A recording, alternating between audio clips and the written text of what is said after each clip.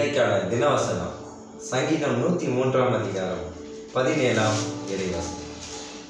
கர்த்தருடைய கிருபையோ அவருக்கு பயந்தவர்கள் மேலும், அவருடைய நீதி அவர்கள் பிள்ளைகளின் மேலும் அனாதியாய் என்றென்றைக்கும் உள்ளது. கர்த்தருக்கு மகிமை உண்டாதாக.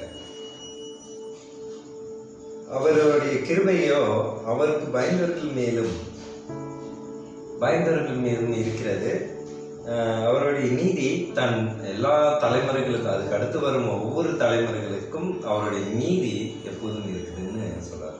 இன்றைக்கு இந்த தினவசனம் மூலியமாக ஆண்டவர் நம் மீது எவ்வளோ அக்கறை வைத்திருக்கிறார், எவ்வளோ ஒரு இறங்குகிறார். நம்மளுடைய பாவங்களை எல்லாம் கணக்கு பாராதவர். உண்மையாக நேசிப்பவர்கள் தவறுகளை கணக்கு வைக்க மாட்டார்கள். அதை தான் 1 கொரிந்தியர் 13 அதிகாரத்தில் நாம் வாசிக்கலாம். அகாப்பே அன்பு என்று, சுயத்தியாக அன்பு, தீங்கை கணக்கு வைக்காமல் இருப்பது. அது எங்கே இருக்கும்? அன்பு இருக்கும் இடத்தில்தான் அந்த தீங்கை ஒரு வயது செய்தால் கூட அந்த அன்பானது அதை மூடி மறைத்து.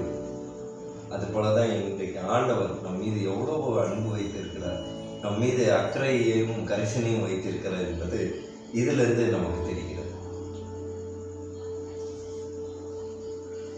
இதுல ஏதாவது ஒரு சந்தேகம் இருக்கா?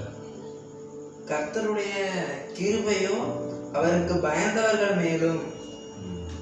ஆண்டவர் இங்க பயந்தவர்கள் அப்படின்னு சொல்றாங்க. கர்த்தருக்கு பயந்தவர்கள் அப்படின்னா என்ன அர்த்தம்? நீங்க நினைக்கிற மாதிரி பயந்தவர்கள்னா உடனே ஐயோ கடவுள் வந்தார் அப்படின்னு அந்த பயத்தை ஆண்டவர் வெளிப்படுத்தவில்லை. அதாவது கர்த்தர் மீது அதிக அளவு அன்பு வைப்பதினாலே, விசுவாசம் வைப்பதினாலே நாம் ஆண்டவரை உண்மையாக நேசித்து கொண்டு இருக்கிறோம். உண்மையான தகப்பனுக்கு நாம் பிள்ளையாக இருக்கிறோம். நாம் இந்த தவறை ஒரு நாள் செய்துவிடக்கூடாது என்ற பயம். அதுதான் இன்னொரு வசனத்துல கூட சொல்லப்பட்டிருக்கிறது. கர்த்தருக்கு பயப்படுதலே ஞானத்தினால். எங்க பயப்படுறாங்களோ அப்போ உண்மையே ஆண்டவரை நேசிக்கிறவங்க அந்த பயம் வரும். அந்த பயம் வந்துருச்சுனாலே ஆண்டவர் நம்மளோட நெருங்கி விட்டார் என்று அர்த்தம். அதை தான் நீங்கள் பயந்தவர்கள் அப்படின்னும்போது இந்த சாதாரண எதையோ பார்த்து பயப்படுற மாதிரி, தீய சக்தியில் பார்த்தா சில பேர் பயப்படுவாங்க. அந்த மாதிரி பயம் கிடையாது. ஆண்டவர் நம்ம மீது அக்கறை வைத்திருக்கார், நம்ம மீது நம்பிக்கை வைத்திருக்கார். அவருடைய நம்பிக்கையை ஒரு நாளும் குலைத்து விடக்கூடாது. மனிதர்களுடைய நம்பிக்கை நாம் உடைத்து விடலாம், ஆனால் கடவுளுடைய நம்பிக்கையை உடைத்து விட்டால் அவருடைய விண்ணக அரசாங்கத்தில் நாம் இடம் பெற முடியாது. அதற்காக தான் அவருக்கு பிடித்த மாதிரி ஒரு பாடல் கூட இருக்கு. உமக்கு பிடித்தமானதை செய்ய எனக்கு கற்றுத்தாரும் தெய்வமே, நீரே என் தேவன், உன் நல்ல பரிசுத்த ஆவியானவர் செம்மையான வழியிலே நடத்த வேண்டுமே, செம்மையான வழியிலே நடத்த வேண்டுமே. எனக்கு ஆரம்ப காலத்துலேருந்தே இந்த பாடல்கள் எனக்கு ஃபஸ்ட்டு நான் பைபிளெல்லாம் வாசிக்கல, வார்த்தைகள்லாம் தெரியாது. சர்ச்சைக்கு போவேன், போதர்கள் சொல்கிறது, பிரசங்கம் சொல்கிறது கேட்பேன்.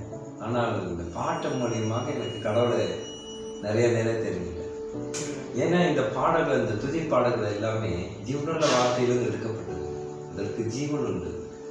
இன்னொரு பாடல் கூட, அன்பு கூறுவேன் இன்னும் அதிகமாக ஆராதிப்பேன் இன்னும் மார்க்கமாக. இந்த பாட்டு என்னை உருக செய்து நிறைய கஷ்டங்களிலிருந்து நான் தாங்கி அதை மீண்டு வருவதற்கு எனக்கு நல்ல உறுதுணையாக இருந்தது. அதனால் ஆண்டவரை துதிக்கலன்னா எனக்கு தூக்கம் வராது. ஏதாவது ஒரு பாட்டு பாடி இன்னைக்கு ஆண்டவர் துதிக்கணும். அடுத்து, கர்த்தருடைய கிருபையோ அவருக்கு பயந்தவர்கள் மேலும். அப்படி ஒரு விசுவாசம் உள்ள ஒரு மகனாக நாம் இருந்தோமையானால் என்ன ஆகும்? நம்மளுடைய தலைமுறைகள் பாதுகாக்கப்படும். அதை தான் அடுத்த வரியில இறுதி பகுதி வாசிங்க. அவருடைய நீதி அவர்கள் பிள்ளைகளுடைய பிள்ளைகள் மேலும். இப்ப நான் நீதியாக நான் அவருக்காக பயந்து நடந்த ஒரு விசுவாசியாக, ஒரு கடவுளுடைய மகனாக இருந்து அவருடைய சித்தத்தை எல்லாம் நிறைவேற செய்தேனே. ஆனால் எனக்கு வர மகன் மகன்கள். அந்த மகனுக்கு வரும் மகன் இன்னும் எத்தனை தலைமுறை கடந்து வந்தாலும் அவர்களுக்கு இந்த நீதியானது ஆண்டவருடைய நீதி வந்து இருக்கும். சரி, கிருபை ஏன் இல்லை? அது பார்த்தீங்களா, அந்த வசனத்தில் கிருபைன்னு சொல்லும்போது பயந்தவர்கள் மீதும் தலைமுறைகள்னு சொல்லும்போது நீதி வருது. ஏன் அப்படி? ஏன் அப்போ தலைமுறைகளுக்கு கிருபை தேவையில்லையா? இல்லை, எதுக்காக அந்த மாற்றம் தெரியுமா? கடவுள் ஏதோ அங்க குறிப்பிட்டாரு. என்னன்னா, விசுவாசமாக தனக்கு மேல் இருக்கிற விசுவாசத்தினால ஒரு ஒரு மகன் வந்து ஆண்டவர் நேசிக்கும் மகனாக இருந்து அவன் இந்த உலகத்தை விட்டு செல்லும்போது, ஜீவனை விட்டு பிரியும் போது என்ன ஆகுது? அங்கே ஒரு அடையாளம் காணப்படுகிறது, ஒரு முன்மாதிரியை. இப்போ இயேசு தன்னுடைய முன்மாதிரியை வைத்து சென்றார் இந்த பூமியிலே. அதனாலே நாமெல்லாம் அவர்களுக்கு பிள்ளைகளாக இருக்கிறோம். அதனால் நமக்கு ஆண்டவர் நீதி நம் மீது ஒரு பிரகாச ஒளி போல காணப்படுகிறது. அது போல தான் ஒரு ஒரு விசுவாசம் இருந்து நாம் ஒரு செயலை செய்யும்போது அது மற்றவர்களுக்கு நீதியாக காணும். அதனால தலைமுறையும் அதே விசுவாசத்துக்குள்ள வருவாங்கன்னு சொல்ல முடியாது, விசுவாசம் இல்லாமல் போவாங்கன்னு சொல்ல முடியாது. அப்போ அவங்களுக்கு ஒரு முன்னுதாரணம் இந்த நீதியை பிறப்பித்து தான்.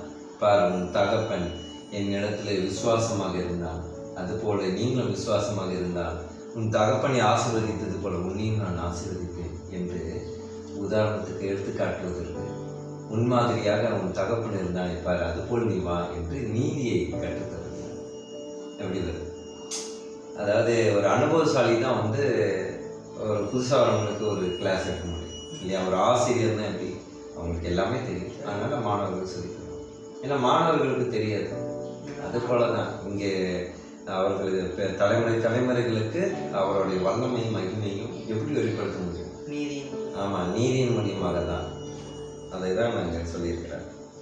அதனால் எனக்கு அன்பான சகோதரிகளே, இந்த இப்படிப்பட்ட ஒரு கிருபை நம்மளுடைய தலைமுறைகளையும் நம்மளுடைய குடும்பங்களையும் நீங்கள் செய்யும் ஒவ்வொரு வேலையிலும் அவர் இருந்து உங்களை வெற்றி பெற செய்வார். அதற்காக நீங்கள் எங்கு போனாலும் சென்றாலும் ஆண்டவர் உங்களோடவே வருவதற்கு நாம் ஜெபிப்போம்.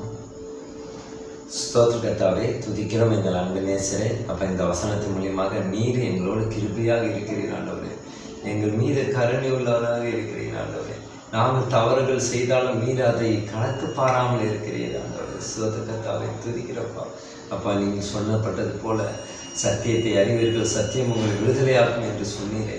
அதுபோல இந்த சத்தியத்தை நாங்கள் படிக்க நீரே எங்கள் மீது எவ்வளவு அன்பு கொண்டவர், எவ்வளவு கருணை உள்ளவர் என்று நாங்கள் புரிந்து கொண்டோம் என்றவர். ஸ்தோத்திர கர்த்தாவே. அப்பா, இந்த உலகத்தில் இருக்கும் அநேக பாவத்தை செய்பவர்களுக்காக நான் ஜெபிக்கின்ற கர்த்தாவே, அவர்கள் எல்லாம் மனம் திரும்ப பரலோக ராஜ்யத்தை பிரவேசிப்பதற்கு நீர் தேவ கிருபை செய்வாங்க. எங்கள் அன்பு சகோதரிகளுக்காக நான் ஜெபிக்கின்றேன். அவர்களுக்கும் உம்முடைய அன்பை வெளிப்படுத்தி கொண்டு இருக்கு. அதற்காக நன்றி தகப்பனே. இந்த காணொலி தொகுப்பை பார்க்கும் ஒவ்வொரு சகோதரிகளையும் நீர் ஆசீர்வதி, அவர்கள் குடும்பத்தை பலப்படுத்தும். சுதந்திரத்தை துதிக்கிறோம், இயேசு மூலமாக ஜெபிக்கிறோம். எங்கள் ஜீவனுள்ள நல்ல தகப்பனே. ஆமென்.